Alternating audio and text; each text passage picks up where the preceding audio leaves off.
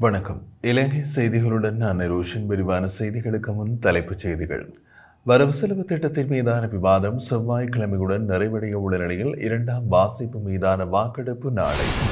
இந்த ஆண்டுக்கான வரவு செலவு திட்டத்தை நடைமுறையில் செயல்படுத்துவது சவாலாக இருக்கும் என பேராசிரியர் வசந்த் அதுகுருல தெரிவிப்பு. முன்னாள் ஜனாதிபதி மஹிந்த ராஜபக்ச உள்ளிட்ட அனைத்து முன்னாள் ஜனாதிபதிகளுக்கான பாதுகாப்பு மறுபரிசீலனை செய்யப்பட்டு வருவதாக தகவல். கனேமுல்ல சஞ்சீவ வழக்கின் பின்னணியில் உள்ளதாக கருதப்படும் 25 வயது சந்தேக நபரான இஷாரா சிப்பந்தியை தேடுவதற்காக நாடு முழுவதும் சிறப்பு நடவடிக்கை. தொடர்வது விரிவான செய்திகள். 2025ஆம் ஆண்டுக்கான வரவு செலவு திட்டத்தின் மீதான விவாதம் செவ்வாய்க்கிழமையுடன் நிறைவடையும் நிலையில் இரண்டாம் வாசிப்பு மீதான வாக்கெடுப்பு நாளை மாலை 6 மணிக்கு நடைபெறவுள்ளது.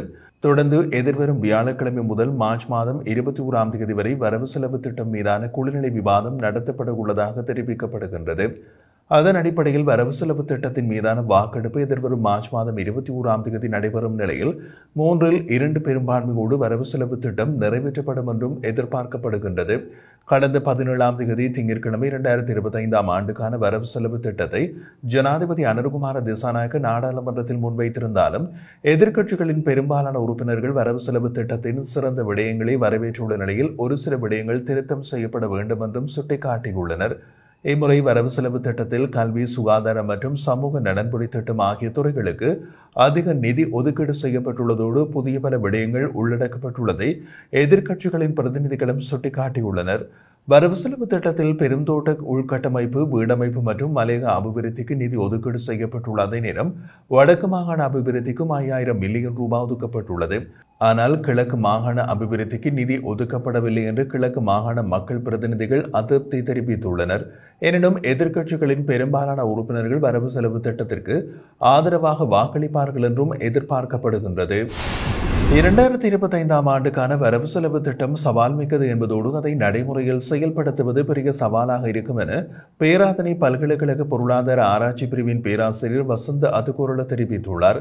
வரவு செலவு திட்டத்தை குறித்து ஊடகங்களுக்கு கருத்து தெரிவித்த அவர், அரசு மற்றும் தனியார் துறை சேவையாளர்களின் சம்பள அதிகரிப்பு எதிர்காலத்தில் பணவீக்கத்தை அதிகரிக்கக்கூடிய காரணியாக அமையும் என்பதையும் அவர் சுட்டிக்காட்டினார். வரி கொள்கையில் எந்தவித மாற்றமுமின்றி இந்த ஆண்டின் அரசாங்கம் கூடுதலாக 900 பில்லியன் ரூபாய் வரி வருமானத்தை எதிர்பார்ப்பது சவாலாகும். அரசாங்கம் தனது இலக்குக்கு ஏற்ப வரி வருமானத்தை அதிகரிக்க விரும்பினால் மக்கள் தன்னார்வத்துடன் வரி செலுத்த முன்வர வேண்டும். தற்போதைய வரவு செலவு திட்டத்தில் அரசு மற்றும் தனியார் துறை சேவையாளர்களின் அடிப்படை சம்பளத்தை அதிகரிக்க முன்மொழிவுகள் முன்வைக்கப்பட்டுள்ளது. மேலும் அரசு சேவைக்கு 30,000 பேரை புதிதாக இணைக்கும் திட்டமும் பரிந்துரைக்கப்பட்டுள்ளது. இந்த நடவடிக்கைகள் எதிர்காலத்தில் பணவீக்கத்தை அதிகரிக்கக்கூடும் என்று அவர் எச்சரித்தார். மேலும் நலன்புரி திட்டங்களுக்கு அரசாங்கம் பெரும் அளவில் நிதி செலவிடுவதால் இதுவும் பணவீக்கத்தை உயர்த்தும் காரணிகளில் ஒன்றாக அமைகின்றது. இந்த ஆண்டில் தேசிய மட்டத்தில் பெறப்படும் கடன்களை கட்டுப்படுத்த அரசு நடவடிக்கைகள் எடுக்க வேண்டும். அடுத்த ஆண்டில் தேசிய கடன்களுக்கு வட்டி செலுத்தும் அளவை கட்டுப்படுத்த இந்த ஆண்டு அரசு கடன் பெறுதலை படிப்படியாக குறைக்க வேண்டும் என்றும் பேராசிரியர் வசந்த் அதுகுருல கருத்து தெரிவித்தார். இந்தியாவிற்கும் இலங்கைக்கும் இடையிலான முன்மொழியப்பட்ட பல்வகை பெட்ரோலிய குழாய் பாதை பொருளாதார ரீதியாக சாத்தியமானதாக இருந்தாலும் அதே நேரம் அரசியல் காரணங்களுக்காக அல்லாமல் இருந்தாலுமே அது நிறைவேறும் என்று அதிகாரி ஒருவர் தெரிவித்துள்ளார். இலங்கை பெட்ரோலிய கூட்டுத்தாபனத்தின் தலைவர் WA ராஜகருணா கொழும்பு ஆங்கில ஊடகம் ஒன்றுக்கு வழங்கிய செவியில் இரு தரப்பினரும் தற்போது திட்டத்தின் சாத்தியக்கூறுகளை மதிப்பிடுவதாகவும் கடந்த வாரம் ஜனாதிபதி அனுரகுமார திசாநாயக்கவுடன் இது தொடர்பான பேச்சுவார்த்தைகளில் பங்கேற்றதாகவும் கூறினார். மேலும் திட்டத்தின் சாத்தியக்கூறுகளை நாங்கள் மதிப்பிடுவோம். அது சாத்தியமானால் மட்டுமே நாங்கள் முன்னேறுவோம். அரசியல் காரணங்களுக்காக மட்டுமே நாங்கள் அதை பற்றி முடிவு செய்ய முடியாது என்றார். இந்தியா, இலங்கை மற்றும் ஐக்கிய அரபு எமிரேட்ஸ் ஆகியவற்றை உள்ளடக்கிய முத்தரப்பு திட்டம் கடந்த ஆண்டு டிசம்பரில் ஜனாதிபதி புதுடில்லிக்கு விஜயம் செய்த போது கையெழுத்திடப்பட்டு இரு நாடுகளுக்கும் இடையிலான கூட்டு அறிக்கையில் திட்டமிடப்பட்டுள்ளது. இது இரு நாடுகளுக்கும் இடையிலான எரிசக்தி இணைப்பின் ஒரு பகுதி என்பதுடன் இரு நாடுகளுக்கும் இடையிலான மின்கட்ட இணைப்புக்கான திட்டம் உள்ளது. இதற்கிடையில் சிறந்த சந்தையில் இருந்து டெண்டர் செயல்முறை மூலம் எரிபொருள் கொள்முதல் செய்வதற்கு பதிலாக ஐக்கிய அரபு எமிரேட்ஸ் மற்றும் கத்தாரில் இருந்து நேரடியாக எரிபொருள் கொள்முதல் செய்வது குறித்து இலங்கை தற்போது பரிசீலித்து வருகின்றது. இங்குள்ள ஐக்கிய அரபு எமிரேட்ஸ் தூதரகத்தோடு முதல் கட்ட பேச்சுவார்த்தைகள் நடத்தப்பட்டதாகவும் அந்த நாட்டின் தொழில்நுட்ப குழுவோடு மற்றும் ஒரு சுற்று கலந்துரையாடல் நடத்தப்படும் என்றும் அவர் கூறியுள்ளார். முன்னாள் ஜனாதிபதி மஹிந்த ராஜபக்ச உள்ளிட்ட அனைத்து முன்னாள் ஜனாதிபதிகளுக்கான பாதுகாப்பு மறுபரிசீலனை செய்யப்பட்டு வருவதாக தகவல்கள் தெரிவிக்கின்றன. இதன்படி அவர்களின் பாதுகாப்பை மேலும் பலப்படுத்துவதற்கான விசேட நடவடிக்கைகள் மேற்கொள்ளப்பட உள்ளதாக கூறப்படுகிறது. பாதுகாப்பு நிலைமைகளை மதிப்பீடு செய்யும் பணியில் அடிப்படையில் முன்னாள் ஜனாதிபதிகளின் பாதுகாப்பு தொடர்பாக தேவையான மாற்றங்கள் மேற்கொள்ளப்படும் என போலீஸ் ஊடக பேச்சாளர் தெரிவித்தார். அதே நேரம் நாட்டில் அண்மையில் இடம்பெற்ற குற்ற சம்பவங்கள் முன்னிட்டு நாடாளுமன்ற உறுப்பினர்கள் பாதுகாப்பு பலப்படுத்தப்பட்டுள்ளமையும் குறிப்பிடத்தக்கது. கனேமுல்ல சஞ்சீவ உயிரிழந்த வழக்கின் பின்னணியில் உள்ளதாக கருதப்படும் 25 வயது சந்தேக நபரான இஷாரா செவந்தியை தேடுவதற்காக நாடு முழுவதும் ஒரு சிறப்பு நடவடிக்கைகள் தொடங்கப்பட்டுள்ளது. குறித்த பெண் சட்டத்தரணி போல் வேடமிட்டு நீதிமன்றத்திற்கு துப்பாக்கியை கொண்டு வந்ததாக தெரிவிக்கப்பட்டுள்ள நிலையில் சந்தேக நபரான குறித்த பெண் நாட்டில் தங்கியிருப்பதாக கிடைத்த தகவலின் சிறப்பு தேடுதல் நடவடிக்கை முன்னெடுக்கப்பட்டுள்ளது.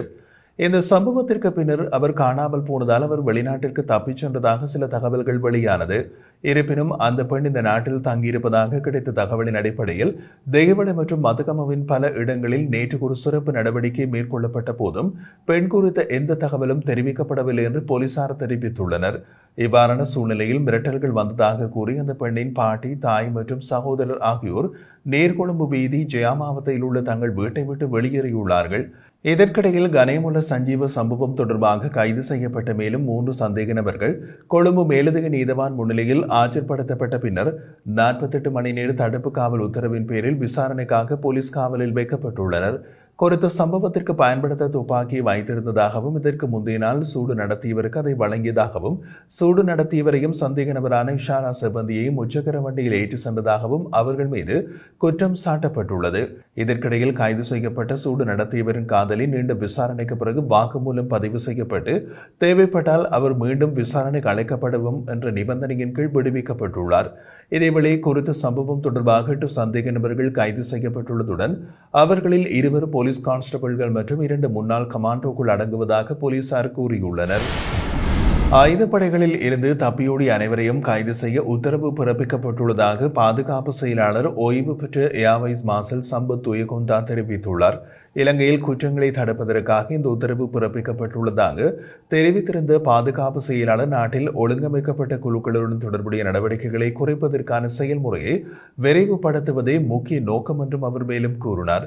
இதற்கிடையில் சனிக்கிழமை ஊடகங்களுக்கு உரையாற்றிய பாதுகாப்பு செயலாளர் குற்ற செயல்களில் ஈடுபடும் முன்னாள் ராணுவ வீரர்கள் குறித்த கவலைகளை எழுப்பியிருந்தார். சமீபத்திய குற்றங்களில் ஈடுபட்ட இதுபோன்ற பலர் ஆயுத பயிற்சி பெற்று சிறிது நேரத்திலேயே அதிகாரப்பூர்வமற்ற முறையில் ராணுவ சேவையிலிருந்து வெளியேறிவிட்டனர் அல்லது பணி நீக்கம் செய்யப்பட்டுள்ளனர் என்றும் அவர் குறிப்பிட்டார். இந்த நிலையில் இந்த நபர்களை கைது செய்ய போலீசாரின் உதவியோடு தேவையான நடவடிக்கைகள் எடுக்கப்பட்டு வருவதாகவும் உறுதியளித்துள்ளார். பண்டார்நாயக்க சர்வதேச விமான நிலையத்தில் கோல்ட் ரூட் சேவையை 2024ஆம் ஆண்டில் 94.9 மில்லியன் ரூபாய் வருவாயை பதிவு செய்துள்ளது. இது ஆண்டுக்கு 37% வளர்ச்சியினை பிரதிபலிக்கின்றது. விமான நிலையம் மற்றும் விமான சேவைகள் இலங்கையின் கூற்றுப்படி இந்த சேவை 2022இல் தொடங்கப்பட்டதிலிருந்து கிட்டத்தட்ட 3000 புகழ்பெற்ற பயணிகளை வரவேற்றுள்ளது மற்றும் நாட்டிற்கு 175 மில்லியன் ரூபாவை ஈட்டியுள்ளது. அந்நிய செலாவணி வருவாயை அதிகரிக்கவும் ஆடம்பர பயணத்துறையின் வளர்ந்து வரும் தேவையை பூர்த்தி செய்யவும் இந்த முயற்சி வடிவமைக்கப்பட்டுள்ளது. ஆடம்பர பயணத்தில் தொடர்ச்சியான அதிகரிப்போடு பிரத்யேக தனிப்பயனாக்கப்பட்ட மற்றும் மூழ்கும் பயண அனுபவங்களுக்கான தேவையில் குறிப்பிடத்தக்க அதிகரிப்பு உள்ளது. இந்த தேவையை பூர்த்தி செய்ய பண்டார்நாயக்க சர்வதேச விமான நிலையம் 2022இல் கோல்ட் ரூட் சேவையினை அறிமுகப்படுத்தியது. இது உயர்நிலை பயணிகளுக்கு பிரீமியம் விமான நிலைய அனுபவத்தினை வழங்குகின்றது. இலங்கை இந்த ஆண்டு 3 மில்லியன் சுற்றுலா பயணிகளை இலக்காக கொண்டுள்ளதோடு ஆடம்பர பயண பிரிவை விரிவுபடுத்துவதிலும் கவனம் செலுத்துகின்றது. உலகளாவிய ஆடம்பர சுற்றுலா தனிப்பயனாக்கப்பட்ட அனுபவங்களை நோக்கி மாறும்போது நாடு நம்பகத்தன்மை மற்றும் உயர்தர சலுகைகளின் தனித்துவமான கலவையினை வழங்க தன்னிலை நிலைநிறுத்திக் கொள்கின்றது என்றும் கூறப்படுகின்றது.